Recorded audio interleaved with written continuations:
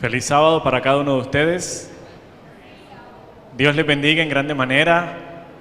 Nos complace nuevamente estar en este lugar un sábado más para juntos adorar y glorificar el nombre de nuestro Dios, para estudiar su palabra, para reunirnos y recibir la bendición de nuestro Padre Celestial. Vamos a inclinar el rostro y vamos a pedir la dirección de nuestro Dios para estudiar su palabra en esta mañana. Oremos. Te agradecemos, Padre, por la oportunidad que nos das de estar reunidos. Te agradecemos, Señor, porque podemos adorarte. Te agradecemos, Padre, por tus bendiciones. Y en esta hora, oh Señor, queremos abrir tu palabra con la seguridad, Señor, de que tu Santo Espíritu, que fue quien la inspiró, nos dé a nosotros el discernimiento para poder entenderla y aplicarla a nuestra vida. Límpianos de nuestros pecados, Padre Santo, y ayúdanos a humillarnos ante tu presencia día a día y a prepararnos y a preparar a otros para tu pronto regreso. Te lo pedimos, oh Señor, y te lo agradecemos en el nombre de Jesús. Amén. Amén. Fueron muchos los mensajes que Jesús nos permitió recibir a través de su palabra y que se los dijo a los discípulos antes de partir. De las promesas más conocidas que se encuentra por ejemplo, en Juan 14, antes de Jesús partir, le dijo a los discípulos: no se turbe vuestro corazón. Ustedes creen en Dios, crean también en mí. Y les da la seguridad y la confirmación de una promesa que ya Él les había dado y que está en la palabra de Dios, que es su segunda venida. ¿Nosotros creemos firmemente en la segunda venida de Cristo Jesús? ¿Creemos firmemente que Jesús va a volver a esta tierra a buscar a su pueblo? ¿Creemos firmemente que estamos preparados para recibirle? Uy, bajó el amén. ¿Por qué bajó el amén? ¿Porque nos falta mucho? ¿Tenemos que mejorar? ¿Tenemos que esforzarnos por mejorar? No. Tenemos que entregarnos al Señor. Porque si yo me esfuerzo por mejorar, estoy tratando de salvarme a mí mismo. Estoy tratando de hacer todo lo posible yo por alcanzar yo la plenitud, alcanzar yo la salvación. Y eso se llama salvación por obras. Es necesario que nosotros nos consagremos a Dios reconociendo que nosotros no podemos, reconociendo que nosotros no somos dignos, reconociendo que en nosotros no hay ningún poder, que solamente el poder es ¿de quién? De Dios. Y el Espíritu Santo comenzará a hacer la obra en nuestro corazón, la obra que ya inició. Por algo estamos aquí sentados, porque Él ya inició una obra en nosotros. Y aquel que la inició, la terminará, la finalizará. Nosotros como adventistas iniciamos, nuestra iglesia, nuestra obra, el movimiento, inició como el despertar y el poder del Espíritu Santo manifestado en personas que decidieron consagrarse a Cristo Jesús. En personas que decidieron entregar su vida al Señor y dar un poco más allá, ir un poco más allá de lo que el Señor les estaba mostrando. Cuando Guillermo Miller y las personas que en ese momento recibieron del Espíritu Santo el deseo de estudiar profundamente la palabra de Dios, comenzó un movimiento a nivel mundial y un despertar religioso, espiritual, para preparar a un mundo para los acontecimientos finales. Y ese movimiento en cumplimiento de la profecía bíblica, nosotros hoy lo conocemos como la Iglesia Adventista del Séptimo Día. Un movimiento profético, un movimiento anunciado en la palabra de Dios, un movimiento dirigido por el Espíritu Santo para que cada uno de nosotros fuéramos parte de ese movimiento, parte activa de ese movimiento y nos dejáramos usar por el Espíritu Santo. Así como esas personas se dejaron usar por el Espíritu Santo. Y cada uno de nosotros estamos llamados a cumplir el mandato que el Señor nos dio. ¿Cuál fue la lectura bíblica? Por tanto, id y haced discípulos. Por tanto, id y haced discípulos. Nuestra iglesia, como cumplimiento de Apocalipsis 10:11, nuestra iglesia como el cumplimiento de lo que Dios le dio, le mostró a Juan y dice, él me dijo, es necesario que profetices otra vez sobre muchos pueblos, naciones, lenguas y reyes. Es necesario que vayas otra vez y enseñes, prediques, vayas y muestres la verdad eterna. Y el mensaje que nosotros hoy manejamos, la verdad presente que nosotros debemos predicar, está en la palabra de Dios y en el espíritu de profecía que nos guía y nos orienta para cumplir el mandato del Señor. Estando algunos se preguntarán dónde estaba yo, ¿cierto? Me tenían secuestrado por allá. No, mentira. Dios nos ha permitido experimentar la maravillosa obra del Señor. Y fuimos invitados a un proyecto evangelístico en Tres Cruces, un pueblo en toda la orilla del río Cauca. Cuando uno va hacia el sur de Bolívar, límite entre Bolívar y Sucre, entre Guaranda y Majagual, hay un pueblo pequeño que se llama Achí. En ese pueblo uno se monta en un Johnson y va 1 hora y cuarto, hora y media en Johnson, río abajo hasta llegar a Tres Cruces. Mi teléfono no recibía señal.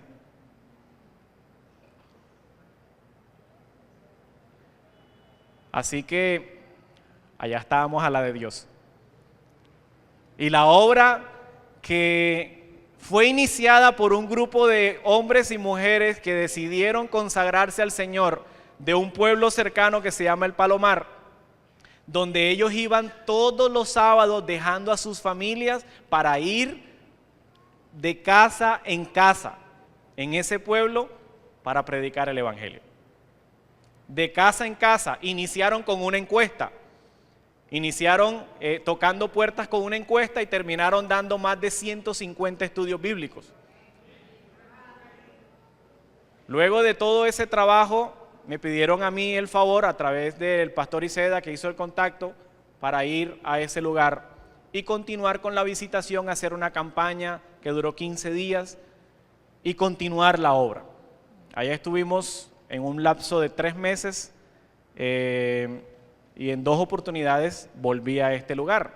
Iba un mes, venía, estaba cada semana, semana y media, iba otro mes, volvía. Y me pidieron el favor para estar el 3er mes, que fue concluyó el sábado anterior, con una invitación especial a la iglesia de nuestra hermana Carmen. Allá le mandaron muchos saludos, tomaron fotos y todo, a predicar en ese lugar en una programación especial que ellos tenían. Sería mucho tiempo para hablarles de todas las cosas que ocurrieron en ese lugar, pero Dios se manifestó con poder, nos mostraba diariamente cómo el Espíritu Santo estaba trabajando, pero obviamente hay días en donde uno está cansado, triste, con muchas cosas, y el Señor me regaló en un programa donde yo estuve en una de esas oportunidades en el Palomar, en la iglesia del Palomar, porque en Tres Cruces no hay iglesia, allá se está organizando el grupo para levantar la iglesia. Estando en el Palomar, estaba en un programa y escuché algo, yo quiero leérselos literalmente como lo escuché. De pronto alguno de ustedes también lo escuchó, pero a mí me llamó muchísimo la atención. Este escrito de evangelismo fue hecho por el pastor, ya les digo cómo se llama, para no robarme los derechos de autor, el pastor Joel Fernández, director del Departamento de Escuela Sabática y Ministerios Personales de la Unión Dominicana. Escuchen lo que este pastor escribió. El título es Ir, no venir. Ir, no venir. Dice, la orden es clara. La iglesia debe ir a todo el mundo. La fidelidad a Dios implica obedecer su mandato a ir y esparcirse por todas partes anunciando el evangelio, según Hechos 8:4. La iglesia se ha alejado tanto de la misión que se ha confundido al seguir la indicación de Jesús. En vez de llamar a ir, ahora llaman a venir a congregarse. Es necesario recordar que Dios quiere una iglesia que vaya, no que venga. Note la siguiente declaración. Hermanos y hermanas, ¿por qué revolotear sobre las iglesias? Estudiad la parábola de la oveja perdida y salid como verdaderos pastores buscando al descarriado que está en el desierto del pecado. Rescatad al que perece. Servicio Cristiano, capítulo 16, página 186. Y continúa el pastor diciendo, al parecer la iglesia apostólica también se resistía a salir de Jerusalén. Estaban tan contentos y satisfechos con la obra y los resultados de la predicación que no querían salir de allí. Dios permitió el apedreamiento de Esteban para que la iglesia se esparciera. En efecto, el libro de los Hechos registra que todos fueron esparcidos por la tierra de Judea y de Samaria. Gracias a esta persecución, el evangelio llegó hasta Fenicia, Chipre y Antioquía. Felipe fue enviado a Samaria, Pedro fue enviado a Jope y de allí a Cesarea. El llamado de Dios es a que su iglesia deje de revolotear y vaya a todas las naciones. Porque ir a todas las naciones no es ir a sentarse en las bancas de la iglesia. A veces decimos, este hermano es fiel, asiste a todos los servicios. La fidelidad debiera medirse por el ir, no por el venir. Este es el consejo de Dios. En vez de los miembros agruparse y rehuir a su responsabilidad, deberían dispersarse por todos los países para irradiar la luz de Cristo y trabajar con Él por la salvación de las almas. Así dijo Jesús, capítulo 2, página 73. Una verdadera iglesia no se mide por la cantidad de miembros que recibe, sino por la cantidad que envía. Es hora de pasar menos tiempo en el templo, es hora de ir y no de venir. Ya las iglesias parecen restaurantes. Muchos creyentes llegan, se sientan y esperan que les sirvan un buen plato. Y si este no es como le esperaban, les resulta fácil comenzar a criticar al cocinero, o sea, al predicador. Porque solo están acostumbrados a venir a comer, no a llevar comida a los hambrientos y sedientos. Cristo dijo vayan, no dijo vengan. El llamado de Dios es a ir y su orden aún está vigente. Dios desea que su iglesia le obedezca. ¿Será que hace falta una persecución para que la iglesia vaya? Lo que no hagamos ahora en tiempo de paz, tendremos que hacerlo en tiempos de crisis. Dios quiere que su iglesia se levante y cumpla la orden del Señor. Dios quiere ver esta iglesia marchando como un ejército listo para la batalla, llena del poder del Espíritu Santo. Él quiere ver a su iglesia en las calles, trabajando de casa en casa, de ciudad en ciudad, de pueblo en pueblo, de nación en nación, llevando el evangelio de salvación y esperanza. Hoy es el día, ya es la hora. A la calle, hermano, a la calle. Ese fue el texto escrito por este pastor Joel Fernández. Nosotros tenemos una misión y tenemos grandes herramientas para cumplirlas. Sistemas de capacitación, medios por los cuales nosotros podemos adquirir las herramientas para hacer y cumplir la misión. Pero muchos de nosotros nos acostumbramos a los programas. Muchos de nosotros nos acostumbramos a las reuniones. Ahora, no estoy diciendo que sea malo los programas y que sea malo las reuniones. No está malo, no es pecado organizarse y reunirse para hacer un trabajo. Pero si nos dedicamos solamente a hacer eso y no a hacer el trabajo, ¿qué estamos haciendo? Es necesario que nosotros cumplamos la misión que el Señor nos mandó. Ahora, un ejemplo típico de que en la Biblia de una persona que Dios le dio una orden y se fue para otro lado. ¿Quién fue? Jonás. Ahora, es interesante cuando nosotros leemos la historia de Jonás, que los que estaban con él en el barco, que eran idólatras, cuando él les dijo que él era profeta de Jehová y que Dios lo había mandado a algo y que él se había ido para otro lado y por eso estaba ahí montado, y le dijo, si me tiran al agua, se acabará el problema. Es interesante ver que los que estaban con él no procuraron tirarlo al agua, sino salvarlo y tratar de salvar la nave. Pero cuando ya no pudieron hacer más nada, cuando ya se les salió de las manos el problema, le dijeron a Dios, Señor, este asunto es tuyo, ¡plum!, y lo echaron. Pero la primera intención de ellos no era de mandar a Jonás al agua. Muchos de nosotros a veces la solución más fácil es sacar al que nos está molestando. Es sacar al que está en pecado. Es sacar al que no está haciendo las cosas bien.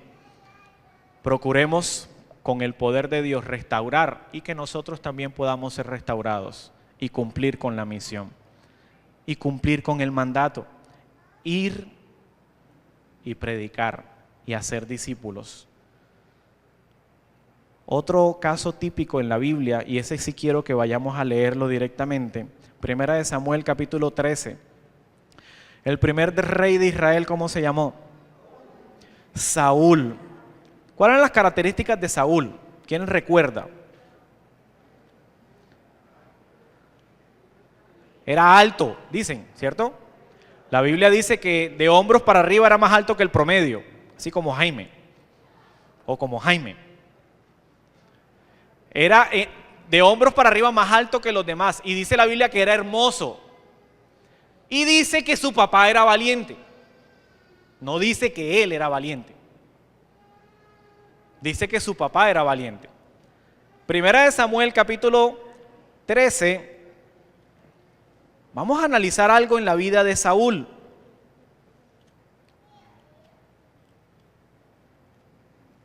Miren lo que acontece. Primera de Samuel capítulo 13, versículo 1 en adelante. Había ya reinado Saúl 1 año y cuando llevaba reinando 2 años sobre Israel, escogió a 3,000 hombres de Israel. Estaban con Saúl 2,000 en Micmas y en el monte Betel, y 1,000 estaban con Jonatán. ¿Quién era Jonatán? El hijo de Saúl. Con él se quedaron 2,000 y él mandó a Jonatán con 1,000. En Gabaa de Benjamín, y envió al resto del pueblo cada uno a sus tiendas. Ahora, Saúl era el rey de Israel. Cuando los pueblos salían a la guerra, ¿quién tenía que salir al frente? Saúl, el rey. Pero Saúl se quedó en Micmas. Él se quedó en el sitio donde incluso antes ya él llevaba 2 años reinando y él todavía estaba en el mismo sitio. Y tenía 2,000 personas que lo protegían. 2,000 soldados que lo protegían en el lugar donde él estaba. Y él mandó a su hijo a que se fuera a pelear allá, él con 1,000. ¿Y qué dice el siguiente versículo?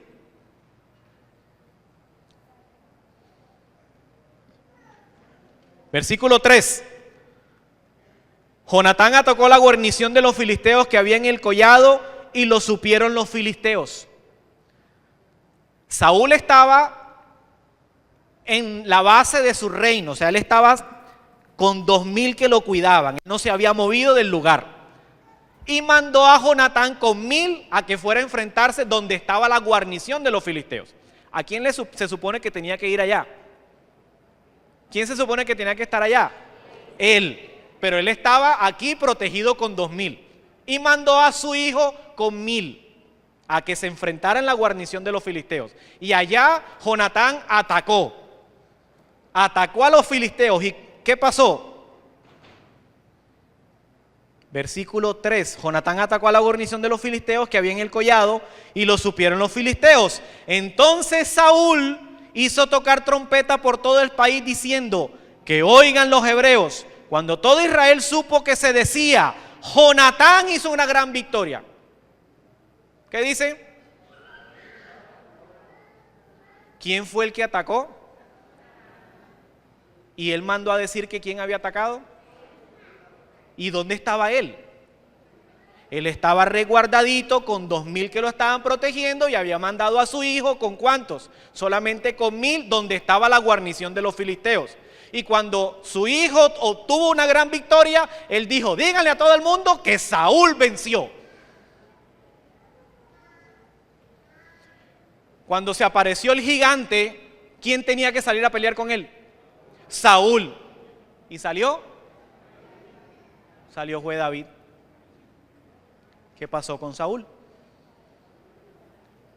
¿Se dan cuenta ustedes por qué la Biblia dice que su papá era valiente y que él era hermoso?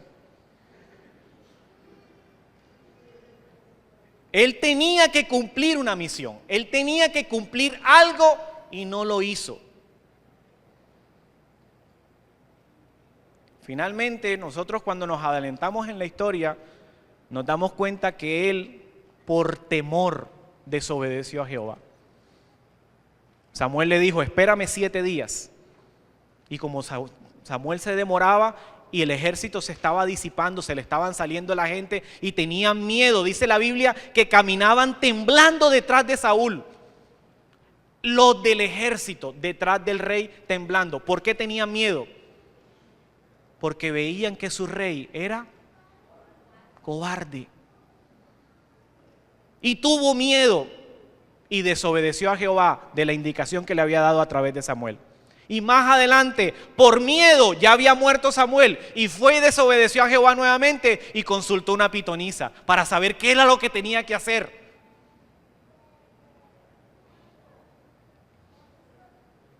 Tenía que cumplir una misión y no lo hizo. Tenía que hacer algo, pero no lo hizo. ¿Por qué? Porque era cobarde.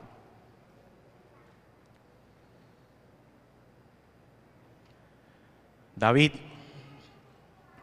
un hombre conforme al corazón de Dios, ¿cierto? Había sido perseguido por Saúl. Había perdido familia, perdió su fama, perdió todas las cosas grandes que él tenía y le tocó huir, a esconderse, porque Saúl lo quería matar. Le tocó huir porque Saúl buscaba su vida para acabarla. Y cuando ya era rey, quiero que me acompañen a Segunda de Samuel. Segunda de Samuel capítulo 11.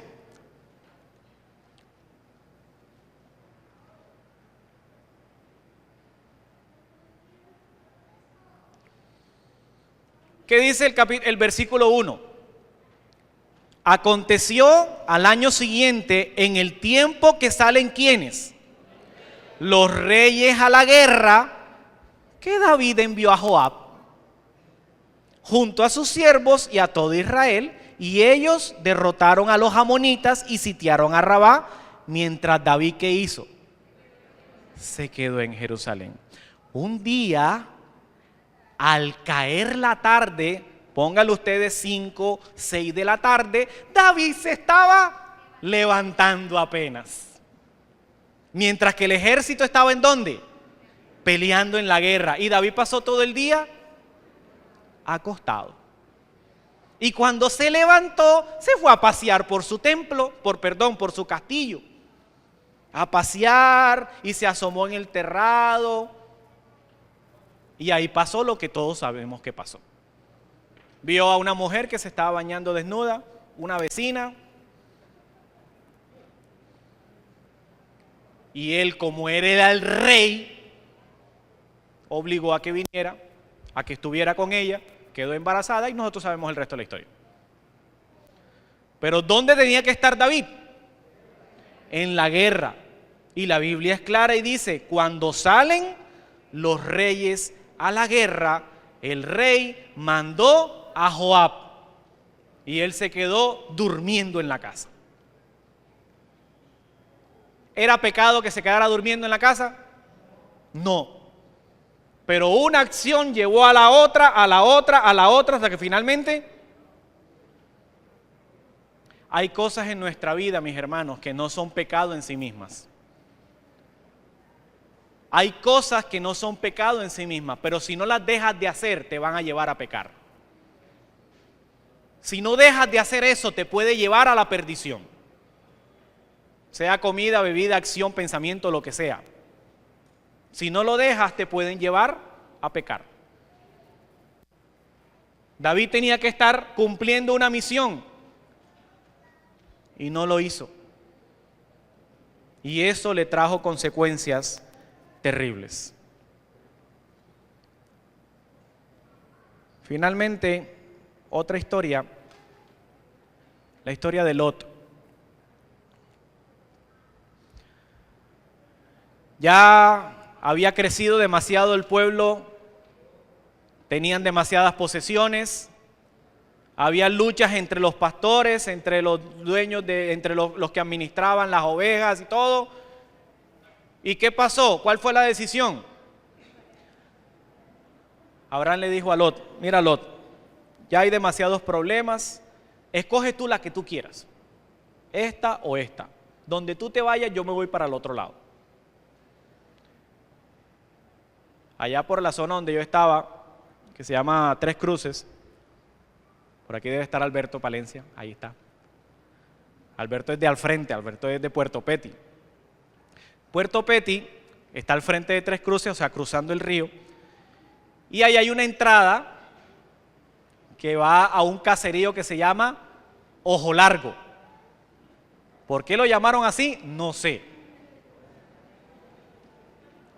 No sé, pero así se llama, el caserío de Ojo Largo. Lot vio y con ojo largo se dio cuenta que el sitio donde estaba él mirando era como más bonito. La llanura de Sinar era como más suntuosa, tenía verdor hermoso, árboles, ríos. En cambio la otra era como muy sequita. Entonces digo, no, yo me voy por este lado. Y dice la Biblia que lentamente fue colocando sus tiendas cerca de ¿dónde? De Sodoma. Lentamente, porque ¿sabes algo? El enemigo nos da chance para que nosotros lentamente nos vayamos acercando a nuestra perdición. Y él se fue para allá. Ocurrieron muchas cosas. Terminó secuestrado, una cantidad de cosas, pero finalmente Dios tomó la determinación de erradicar Sodoma y Gomorra y lo que había alrededor. ¿Quién estaba en Sodoma y Gomorra? Lot con su familia. Y hay una conversación interesante en la Biblia entre Jehová y Abraham. Señor, ¿y si hay 100 justos? Si hay 100 justos, no destruyo la ciudad. Señor, pero si hay nada más 50. Bueno, si hay 50, no la destruyo. Señor, pero si nada más hay 10. Bueno, si hay 10, no. Señor, y si nada más es... Le faltó decir, y si nada más es Lot. Pero no llegó hasta allá. Y ¿saben algo? Dios es tan hermoso que mientras hablaba con Abraham, allá le estaba avisando a Lot que saliera, porque la decisión estaba tomada. Mientras él hablaba acá con Abraham, diciéndole todas las cosas que iba a ocurrir, porque él le dijo, ¿haré yo algo sin decírselo a mi siervo? Él iba a convencer a Lot que debía salir de ese lugar. Y dice el Espíritu de Profecía en Patriarcas y Profetas que Lot se demoró. Y por su demora, por la demora de Lot, la mujer, su esposa, tuvo en poco la orden de Dios. Tuvo en poco el mandato de Jehová, por la demora de Lot. No cumplió con lo que Dios le había dicho. Y él se dolía en su corazón de dejar todas las cosas que estaban, aunque él quería salir, porque sabía que Dios iba a destruir. Pero le pesaba, porque estaba dejando todo el trabajo de su vida, lo estaba dejando en Sodoma. Todo el trabajo de su vida. Y cuando iban saliendo, como su esposa había tomado en poco el mandato de Jehová, volvió su rostro y quedó convertida en sal. Triste. Y triste el desenlace de sus hijas. Todo porque en algún momento Lot tomó una mala decisión que lo llevó a cometer error tras error. Y finalmente nacieron dos pueblos perversos, porque sus hijas tuvieron relaciones con él. Una simple decisión que nosotros pensamos que es algo tan sencillo y tan tonto, miren todo lo que puede desencadenar.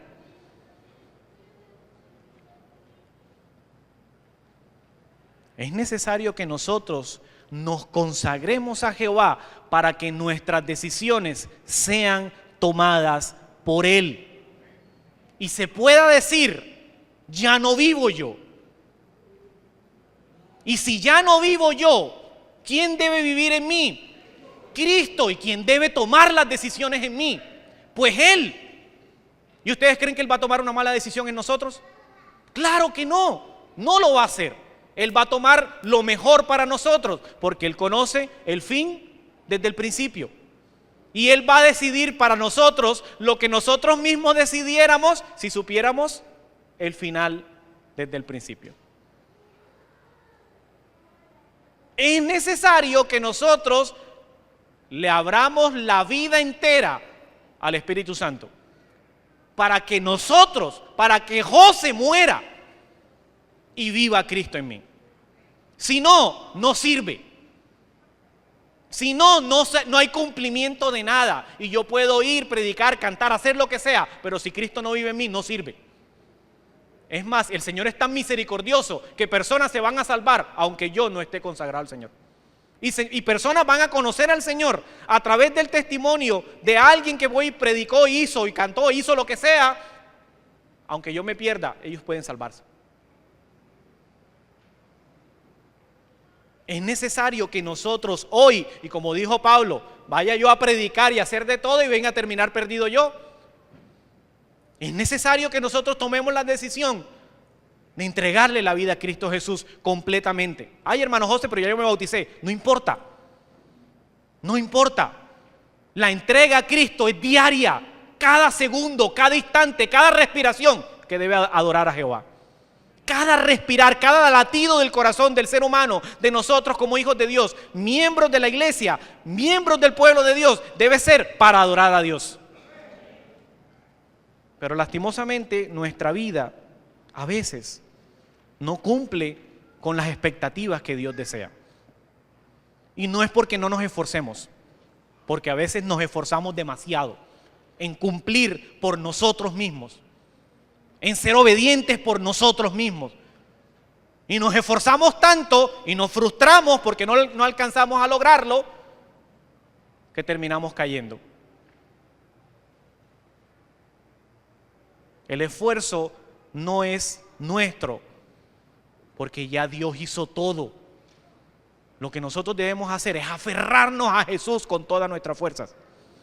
Y Él hará lo que tenga que hacer con nosotros.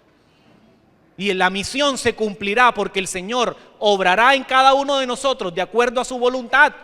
Y Él hará lo que tenga que hacer si nosotros simplemente estamos dispuestos. Dios no quiere una persona que diga, yo voy porque me toca. No. Dios no quiere eso. Dios desea un corazón sincero, entregado a Él, y Él verá lo que hará con nosotros. Pero siempre el Señor va a decidir lo mejor para nuestra vida. Siempre Él va a tomar la mejor decisión para nuestra vida. Si nosotros, mis hermanos, cumplimos a cabalidad la invitación que Dios nos hace a entregarle la vida, a entregarle el corazón, a consagrarnos a Él, a dedicar tiempo a escucharlo, a dedicar tiempo a oír su voz, tiempo con Él, tiempo de calidad con Cristo Jesús. Aquí no importa cuánto sepas, aquí no importa cuánta doctrina te conozcas, aquí no importa cuántos videos o cuántos libros te hayas leído, eso no importa. Eso enriquece, pero no es la base de la salvación. Aquí lo que importa es tu relación con Jesús. Aquí lo que importa es mi relación con Cristo Jesús. Porque ¿sabes algo? Cuando el Señor escogió a los discípulos, ¿quiénes eran los discípulos? ¿Qué conocimiento tenían? Ninguno. Y Jesús les predicaba y les enseñaba y les decía, y ellos todavía cometían errores. Pedro era impulsivo y hablaba más de la cuenta y siempre tenía algo que decir. Y siempre él salía para ser visto. Y aún así el Señor continuaba moldeando su corazón. Continuaba trabajando en su vida. Y en cada uno de ellos. Y dice el Espíritu de Profecía que aún a Judas, todo el tiempo el Señor extendía su misericordia. Todo el tiempo trabajaba en pro de la salvación de Judas. Nosotros hacemos un escáner espiritual en las personas y determinamos quién sirve y quién no sirve. Y nosotros pensamos que tenemos el ojo escrutador para determinar quién es el que puede hacer y quién es el que no puede. Estamos juzgando a Dios, porque es Dios el que utiliza a las personas para hacer las cosas. Es Dios el que determina quién es el que puede hacer las cosas. Es Dios el que obra en el corazón del ser humano y el que determina cuál es la persona que va a ir para dónde y qué es lo que va a hacer, si nosotros estamos dispuestos a ir y a ser discípulos. ¿Cuál es el último mensaje que nosotros como iglesia tenemos que predicar? La venida de Cristo, dice la hermana. ¿Cuál es la verdad presente que nosotros debemos presentar al mundo? El mensaje de los 3 ángeles. Ese es el mensaje fundamental que nosotros debemos predicar. Y el Señor nos ha dado herramientas maravillosas para predicarlo. La reforma pro salud, la educación, montones de herramientas para nosotros predicar ese evangelio. El evangelio eterno, el mensaje de salvación a través de la muerte de Jesús, de un Jesús que vino, murió, resucitó, ascendió a los cielos, está intercediendo por nosotros, inició el juicio y volverá. El evangelio eterno es un contexto completo. Hay personas que dicen, yo no voy a predicar de eso porque eso no es el mensaje central. Yo no voy a predicar de tal cosa porque es que eso no es para la salvación. Todas las cosas que el Señor nos dejó a nosotros como iglesia son importantes y fundamentales para que las personas conozcan el plan de la salvación. Y el Señor nos ha dado herramientas maravillosas para que nosotros sepamos cómo llegar a las personas y de qué manera tocar los corazones de las personas. Hay muchas personas que no le van a aceptar a usted que llegue a usted mostrándole un versículo bíblico. Le van a tirar la puerta en la cara. Pero usted puede llegar con un mensaje sobre prevención en salud, un mensaje sobre organización para la familia, un mensaje sobre X cantidad de temas que nosotros tenemos como iglesia que pueden llegar a ser un vínculo para que las personas puedan conocer a Cristo. Pero nosotros inmediatamente le decimos, ¿usted guarda sábado? No, usted está perdido. Y el Señor no nos ha mandado a hacer eso. Ahora, el sábado hay que guardarlo. ¿El sábado hay que guardarlo? Pues claro, la Biblia lo dice. Allí está en la palabra de Dios. Pero el sábado no es mi instrumento para ir a masacrar a la gente. Cogemos el sábado como una espada para cortarle la cabeza a todo el mundo. El sábado está ahí en la palabra de Dios, está en la ley, que es el carácter de Dios. Y hay que guardarlo porque es algo que manifiesta mi amor a Jesús. Si me amáis, guarda mis mandamientos. Pero nosotros tenemos que pedirle a Dios que nos dé la sabiduría para saber cómo llegar a las personas, con qué, de qué manera.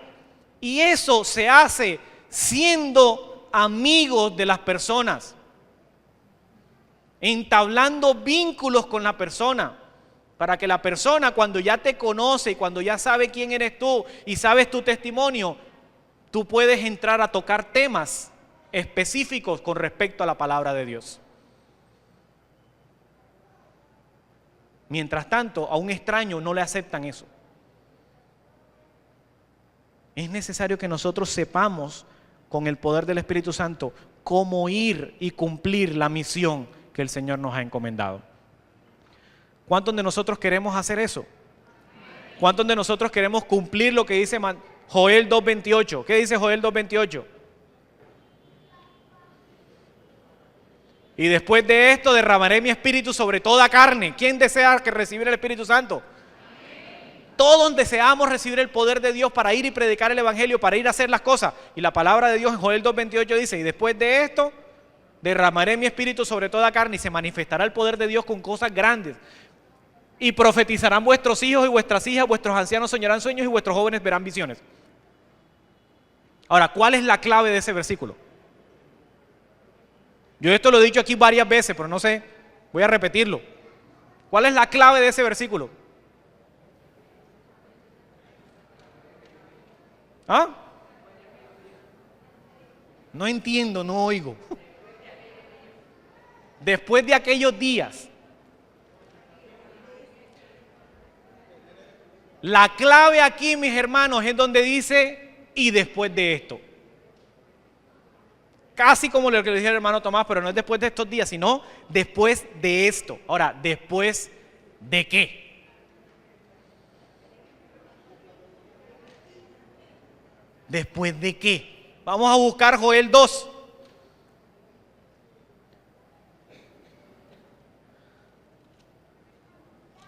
Es más fácil encontrar Joel que Jonás, tranquilos. Joel capítulo 2. Y con esto vamos a terminar para que felices y contentos vayamos a almorzar. Sí, porque esa es otra. Capítulo 2, versículo 1 en adelante. Tocad trompeta en Sión y dad alarma en mi santo monte. Tiemblen todos cuantos moran en la tierra, porque viene el día de Jehová. ¿Cuál es el día de Jehová? Su segunda venida. ¿Está hablando con respecto a la verdad presente? ¿Está hablando con respecto a lo que tenemos que predicar? Obviamente tiene su contexto directo, pero está hablando directamente de que tenemos que prepararnos y anunciar, porque viene el día de Jehová. Viene el momento de su segunda venida. Viene el momento, el clima de la humanidad. Y dice... Está cercano, versículo 2, día de tinieblas y de oscuridad, día de nube y de sombra, como sobre los montes se extiende el alba, así vendrá un pueblo grande y fuerte, semejante a él no lo hubo jamás, ni después de él lo habrá en los años de muchas generaciones. Sigue diciendo más adelante, cuando nosotros leemos todo el contexto del capítulo, cuál es la orden que da Dios a su pueblo. Versículo 12, Ahora pues, dice Jehová, convertíos ahora a mí con todo vuestro corazón, con ayuno, llanto y lamento. Rasgad vuestro corazón y no vuestros vestidos. En la antigüedad, la señal de indignación era arrancarse las vestiduras. ¿Se acuerdan cuando Jesús dijo que Él era el Hijo de Dios? ¿Qué hizo el sacerdote? Se arrancó las vestiduras. Ya no hay necesidad de testigo, ya lo dijo todo. Porque era la indignidad más grande para él que Jesús dijera que era el Hijo de Dios. Eso es lo que Jesús, nuestro Señor, está diciendo aquí. Rasgad vuestro corazón y no vuestros vestidos. Es un arrepentimiento y una entrega completa a nuestro Dios. Y convertíos a Jehová vuestro Dios, porque es misericordioso y clemente, tardo para la ira y grande en misericordia, y se duele del castigo. Viene un castigo, viene un juicio que se está desarrollando desde 1844, y cuando se acabe la gracia, el Señor soltará las cosas sobre la tierra y se ejecutará el resultado del juicio. Sí, ahí lo dice claramente. Ahora, la verdad presente no es asustar a la gente con respecto a lo que va a pasar. Que viene el zarandeo, que viene, conviértete porque el Señor te va a volver carbón. Como algunas personas cuando uno va y le tratan de dar el evangelio a uno, dice, arrepiéntase o si no va para el infierno. Y tratan de meterle a uno el evangelio con temor. Esa no es verdad presente. La verdad presente es que Jesús murió por ti y te da la salvación a través de su sangre. Pero viene un castigo.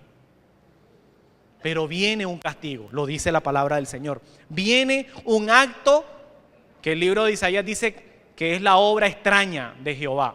Pero viene y va a haber y va a suceder. Versículo 14. ¿Quién sabe si volverá, se arrepentirá y dejará bendición tras sí?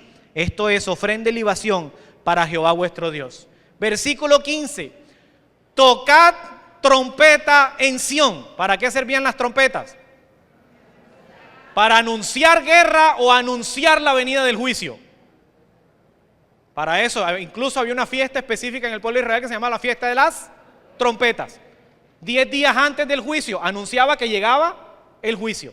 Tocad trompeta en Sión. Proclamad ayuno, convocad asamblea, reunid al pueblo, santificad la reunión, juntad a los ancianos, congregad a los niños, aún a los que maman. Salga de su alcoba el novio y su lecho nupcial la novia. Entre la entrada y el altar lloren los sacerdotes ministros de Jehová diciendo, perdona Jehová a tu pueblo. Y nosotros pensamos que nosotros no necesitamos arrepentirnos, porque es que ya yo soy adventista. Porque yo me sé todos los himnos, y yo me sé parte de la Biblia, yo predico, yo canto y hago, yo no necesito arrepentimiento. Ahí está claro que necesitamos como pueblo de Dios arrepentirnos. Y después de esto, después de que nos arrepintamos, después de que congreguemos, después de que nos consagremos, después de que nos unamos como pueblo a consagrarnos a Dios, entonces el Señor derramará su espíritu. Después de esto,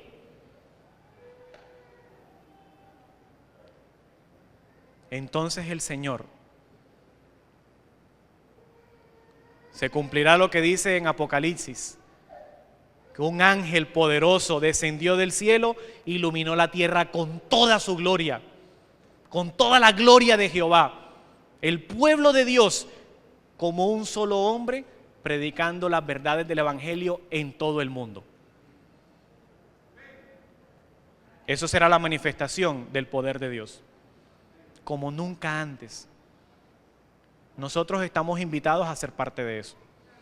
Nosotros estamos invitados a ser parte del pueblo que predique en el final del tiempo sobre la segunda venida de Jesús. Pero es necesario que comprendamos claramente que cuando el Espíritu Santo venga, viene a cubrir el espacio que estaba cubriendo Jesús. Me explico. Si me amáis, guardad mis mandamientos. Y yo rogaré al Padre. ¿Quién dice yo rogaré al Padre? Jesús. Y os dará el otro Consolador. Es necesario tener al primer Consolador para poder recibir el segundo. Y el Espíritu Santo vendrá en donde esté Jesús clamando al Padre. Si Cristo vive en ti y Cristo clama dentro de ti al Padre, vendrá el Espíritu Santo sobre ti. Es necesario que yo tenga una relación íntima con Jesús y ya no viva yo, más viva Cristo en mí. Y de ahí en adelante el Señor me llenará del Espíritu Santo. La invitación que nosotros recibimos de parte de Dios, la invitación que cada uno de nosotros hemos escuchado de parte de Dios a través de su palabra, es a poder ser parte del pueblo que anuncie que llegó el esposo. El pueblo que anuncie que Cristo Jesús ya viene y que está a las puertas, y que nosotros seamos parte de ese pueblo. Id y predicad este evangelio a todo el mundo, pero muévete, hazlo, cumple con la misión. Hay que congregarse, sí, pero hay que llevar el evangelio, hay que cumplir la misión. Hay que decirle al Señor: Señor, ¿qué quieres que haga? ¿Dónde me quieres hacer? ¿Dónde me quieres poner? Para yo cumplir la misión, con el que está a mi lado trabajando todos los días, con mi vecino, con la persona que yo veo todos los días cuando voy al estudio, al trabajo, con cualquiera. No es necesario que vayamos al África a predicar, porque hay almas a nuestro alrededor que necesitan la salvación. Todos somos invitados para ser parte de ese pueblo. Si tú quieres ser parte de ese pueblo, pídele al Señor todos los días que entre en tu vida y que te consagre a Él y que puedas recibir el Espíritu Santo. Dios les bendiga.